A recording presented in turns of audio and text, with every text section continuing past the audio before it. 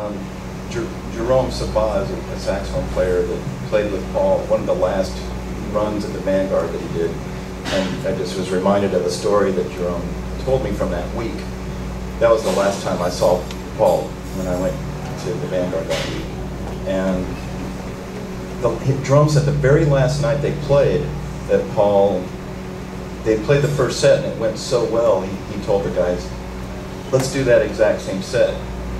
And he had never done that before. He never, just played the same tunes in the same order. He said he'd never done that. And it went really well, and then he was talking to Jerome about it afterwards. He said, yeah, man, I've never done that before, I'm still trying to improve my shit. That's the way he was. Yeah, this is great. I remember when the last time Steve and I played with him was almost a year ago. It was the last week of July at the Vanguard. I always just had so much respect for him, and was also like just terrified of him because he could really change the feeling on the bandstand at the drop of a hat. I mean, it could be like one moment if he was feeling good and we were all playing well and everything was good, it was just it was bliss. But if somebody did something, or if all of a sudden his mood changed, he could just ice the band, just like with a look or something, and so yeah, and he's Paul Motian. What can we do with Paul Motian? So I was always just really kind of intimidated by him. And he was mean. I mean, he could be mean. He was also like just a lovely person, but he had a street side to him. Yeah, he was tough.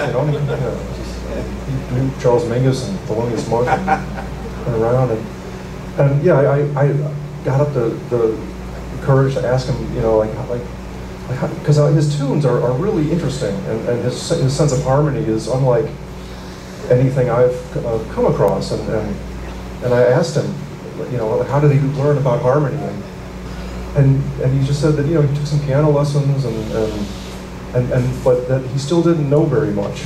And I thought, wow, he's saying that, when to me, like, his music is so deep and unexplainable somehow, and it was like almost like a mystical or magical quality about it.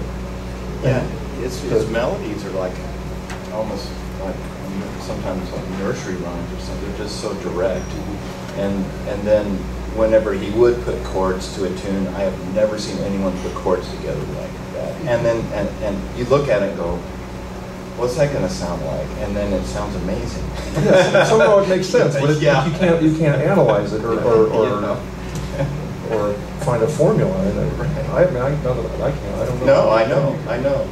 You mentioned strong personalities. I often wondered what it must have been like when he was working with Keith Jarrett. Another very strong personality. You think there's some strong personalities there? No. Well, Matt could chime in on Dewey. I'm sure Yeah, what they call the American Quartet. Yeah, the American Quartet.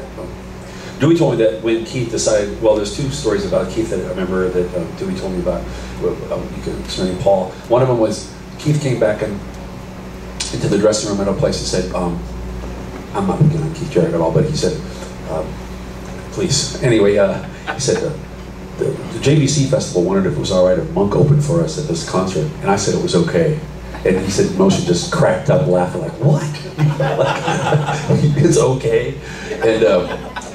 And Dewey told me this one time. He goes, Matthew, Dewey always called me Matthew. Dewey, he said, Matthew, I've been playing with Paul Motian for almost 40 years.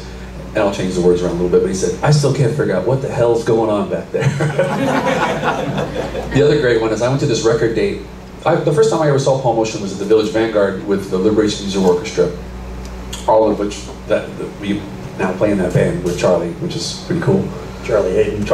And they used to play between Christmas and New Year's. So this was probably 1989 or 90.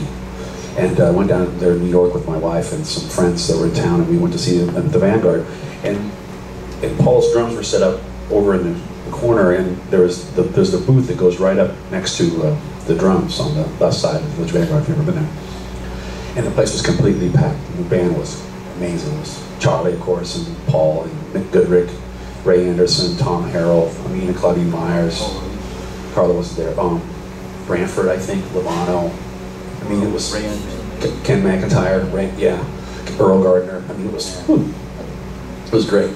So I knew Mick Goodrick at that point because I was living in Boston. So he was, I was talking to, and that's the first time I actually met Mr. Motion. So they're standing there, but they're talking, and these people come in and they want to sit as close to the band as possible. So they get in and scoot in and sit down, and they sit down.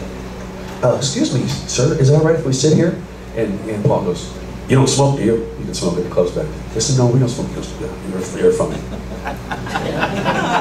So they keep talking, and they said, sir, are we going to be able to hear the band if we're sitting right here? He goes, nope, because I'm a really loud drummer. And they got up, and they practically climbed over tables to get out of it. They were like, and he just was cracking up. I mean, it was a record called Awareness. It's Larry Goldings with Larry Grenadier and Paul. It's a beautiful record. And I went to the one day of the record date, so that was really fun. And but Larry tells a story, and I love telling this one. He called Paul. He said, Paul, I just wondered if we could rehearse. And Paul said, well, why would you want to go do something like that? He goes, well, I just want to see how it's going to feel. And he goes, oh, you'll feel it. I love that. I love that.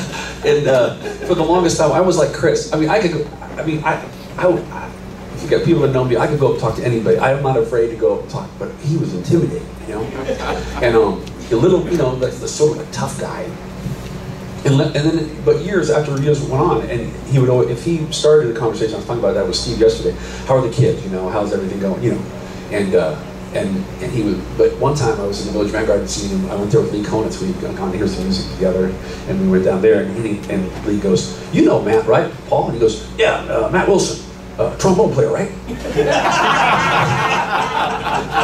And he just cracked up. I was like, oh. He was really getting me at that point. He was really. And then my brother and I went to see him one night at Birdland with Frank Kimbrough and Jay Anderson, and it was amazing. We sat right from here to the table from Paul, and he spent the whole break with us talking and everything like that. And I think my record, That's Gonna Leave a Mark, had just come out, and he read a review in the New York Times about it. And he was like, "Wow, I just read this review of your record. That sounds good." He was really supportive.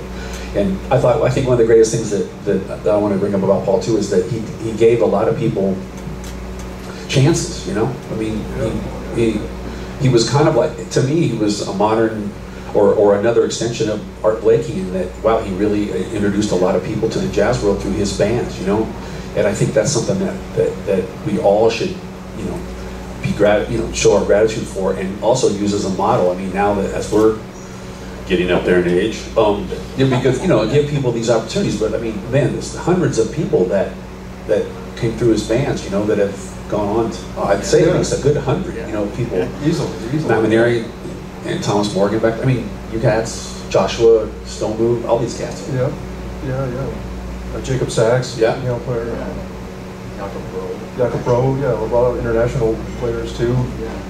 Young people, he was, and that's he. I think he liked to surround himself with young people, to keep things fresh, and he was always interested about, who was doing what and what was going on, and musically and in the technological world, and just, I mean, that's I think the mark of someone who. Or explains his longevity. Yeah. So. Yeah, he was kept him young. Yes. He was very aware. He'd walk into the kitchen of the Vanguard before a gig, and he was talking about anything he talked about. He would know something about it. It seemed, But something that both of these guys mentioned that I wanted to touch upon too was he did.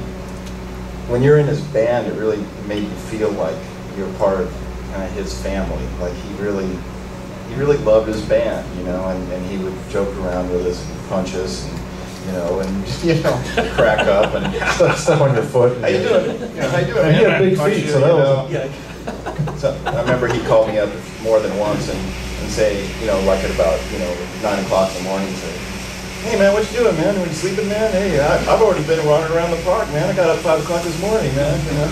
It's like, He was notorious hotel breakfast, right? oh yeah. I mean, he was up like 3 times before Yeah. most cats would get up. Oh, he had an incredible amount of energy, but just always made us feel so a part of the music and the band, like almost in a family sort of way.